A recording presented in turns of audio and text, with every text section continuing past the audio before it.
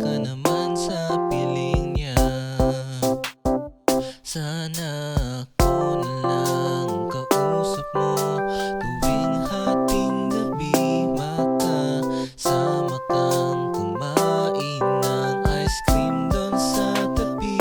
Sana ako na lang, oh please ako naman ay pansinin. Oh please naman, pansinin mo na to please. Ay, sana ako na lang, ba't kasi nandun ka sa kanya? Sana ako na lang, kasi mas bagay tayong dalawa. Pero di naasa, dahil alam ko naman na meron ka ng iba. Sana'y masaya ka sa piling niya. Sana ako na lang ang kausap mo tuwing hating gabi. Makasama kang kumain ng ice cream doon sa tabi.